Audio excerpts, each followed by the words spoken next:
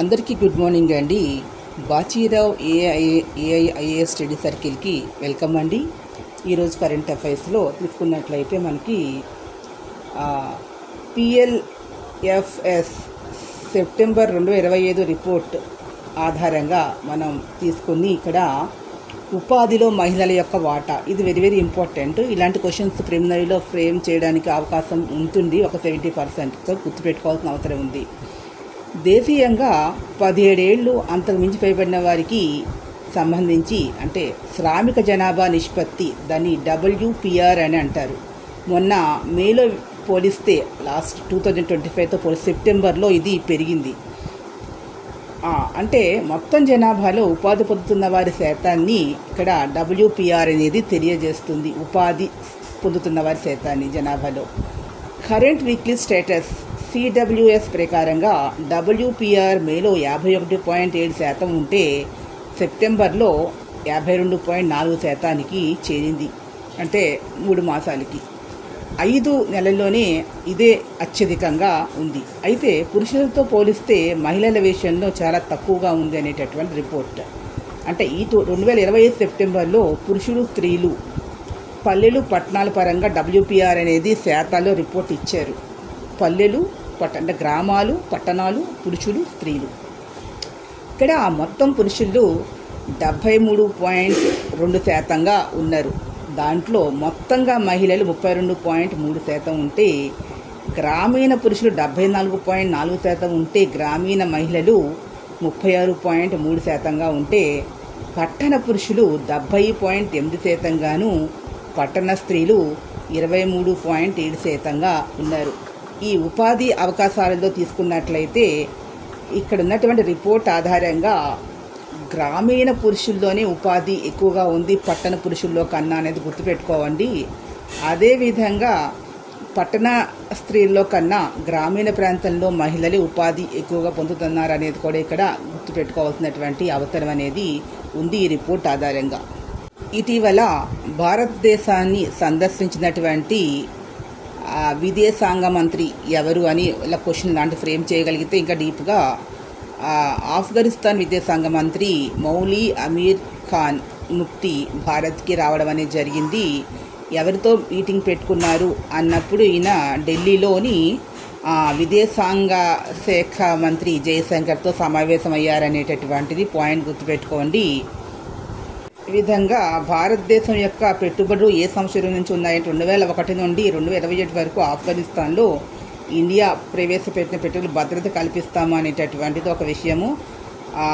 పోతే ఆఫ్ఘనిస్తాన్ నుండి ఖనిజ వలన వెలుగు తీయడానికి ఏ దేశము ఒప్పందం కుదుర్చుకుంది అంటే ఇక్కడ చైనా అనేటటువంటిది గుర్తుపెట్టుకోవాల్సిన అవసరం అయితే ఉంది. ఇక్కడ అంతర్జాతీయంగా భారతదేశం యొక్క మన ఎగుమతులు 6.7% వృద్ధితోటి $35 బిలియన్ అంటే సుమారుగా 3.7 లక్షల కోట్లుగా నమోదు అయ్యాయి అనేది ఇక్కడ గుర్తుపెట్టుకోండి. 2025 ఆగస్టుతో పోలిస్తే ఇది అంటే 4.4% అధికంగా ఉన్నాయి అనేది ఇక్కడ పాయింట్ గుర్తుపెట్టుకోండి.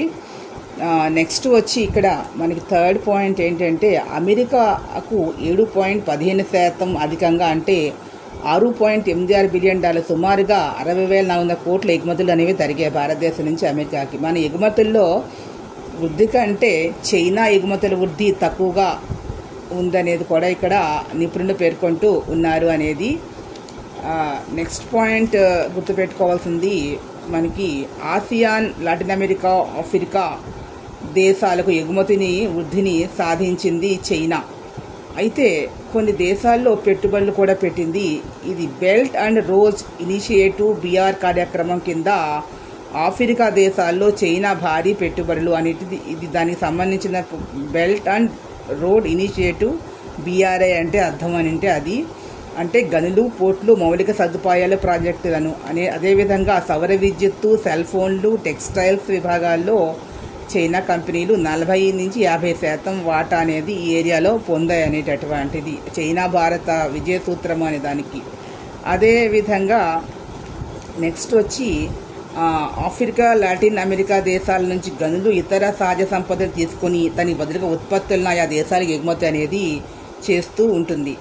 డాలర్లో కాకుండా సొంత కరెన్సీ అయినటువంటి రెసెన్సీ యువాన్లో ఇతర దేశాలు చెల్లింపులు చేయడాన్ని ప్రోత్సహించింది. ఈ దేశాల యొక్క కరెన్సీ యువాన్ అనేటటువంటిది. యువాన్తో ఇతర దేశాల చెల్లింపులు అనేది డాలర్తో పోలిస్తే తమ కరెన్సీల విలువ భారీగా క్షీణించడం వల్లనే యువాన్ రూపంలో చెల్లింపులు చేయడం అనేది అమెరికా, ఆఫ్రికా, లాటిన్ అమెరికా దేశాలకు సంతోషం కలిగించినటువంటి విషయంగా ఇక్కడ పాయింట్ ఆఫ్ చేస్తున్నారు.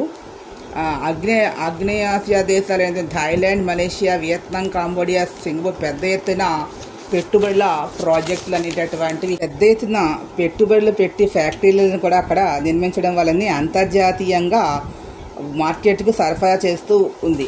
అయితే ఇక్కడ వన్ మోర్ పాయింట్ ఏంటంటే BYDకి చైనా కంపెనీ అయినటువంటి థాయిలాండ్, కాంబోడియాలో కూడా ఫ్యాక్టరీస్ చేసింది. అంటే ఎగుమతులు చేయగలటువంటి సామర్థ్యం అనేది చైనాని సంపాదించింది. థాయిలాండ్, మలేషియా, సింగపూర్లో కూడా విద్యుత్ వాహనాలకు సంబంధించిన పెట్టుబడులు అనేది పెడుతూ ఉంది. ఒకప్పుడు ప్లాస్టిక్ని కారు చౌకగా ఉత్పత్తి చేస్తూ చైనా అన్ని వస్తువులు చైనా అన్నట్లుండి ఈ రోజున అవి ఈవీలు, ఎలక్ట్రానిక్ వస్తువులను కూడా తయారు చేసే స్థాయికి అనేది ప్రపంచ మార్కెట్లో ఇక్కడ చైనా వాటా అంతర్జాతీయ వ్యాపారంలో 14.5% ఉంది. అంటే ఇక్కడ ఒక వస్తువు మీదనో ఏ ఒక్క దేశం మీదనో ఆధారపడి చైనా లేకుండా స్వతంత్రంగానే అన్ని తయారు చేస్తూ ఉంది. అయితే దీర్ఘకాలిక ప్రణాళిక, సమర్థ కార్యాచరణ, నిధుల కేటాయింపు, ప్రోత్సాహకర విధానాలతో ప్రపంచ మార్కెట్లో విస్తరించాలి. కాబట్టి తక్కువ ఖర్చుతోనే ఉత్పత్తి చేయగల నాణ్యమైన సామర్థ్యం గల వస్తువులను తయారు చేసినప్పుడే ఆర్థికంగా అది బలోపేతమవుతుంది.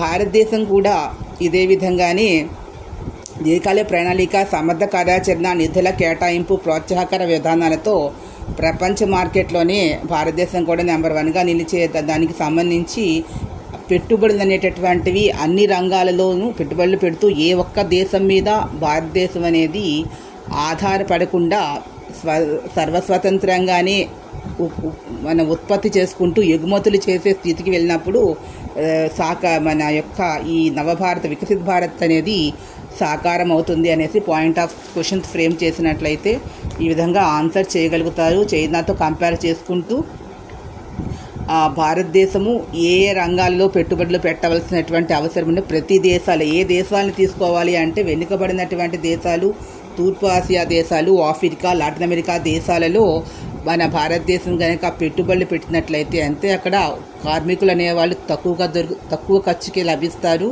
స్థలం అనేది లభిస్తుంది. కాబట్టి అక్కడ సాంప్రదాయేతర ఇంధన అక్కడ ఉన్నటువంటి న్యాచురల్ రిసోర్సెస్ ఉపయోగించుకొని పర్యావరణానికి మేలు చేసేటటువంటి విద్యుత్ ఉత్పత్తి ద్వారా పరిశ్రమను కూడా అక్కడ స్టార్ట్ చేసినట్లయితే ఉత్పత్తి రంగాల్లో ఉపాధి కల్పన రంగాలకు సంబంధించినటువంటి విషయాలు, ఏ టెక్నాలజీ, సెమీ కండక్టర్స్, ఇలా ప్రతిదీ కూడా భారతదేశమే తయారీ రంగంలో భారతదేశం అనేది అటువంటి ప్రాంతాల్లో పెట్టినట్లయితే మన ఉత్పత్తి చేసిన వస్తువులను ఆయా దేశాలకు ఎగుమతి చేస్తే తద్వారా భారతదేశం అనేది నెంబర్ 1 పొజిషన్లోకి సాకారమయ్యి ఏ దేశం మీద ఆధారపడకుండా ఉంటుందనేటటువంటిది ఇక్కడ పాయింట్ క్వశ్చన్ ఫ్రేమ్ చేస్తే ఆ విధంగా ఆన్సర్ ఇవ్వాల్సి ఉంటుంది. ఈ వీడియో మీకు నచ్చినట్లయితే ప్లీజ్ సబ్స్క్రైబ్ మై ఛానల్. మరిన్ని వీడియోలతో ముందుకు వస్తాను. కామెంట్ బాక్స్లో కామెంట్స్ తెలియజేయండి. Thank you to all.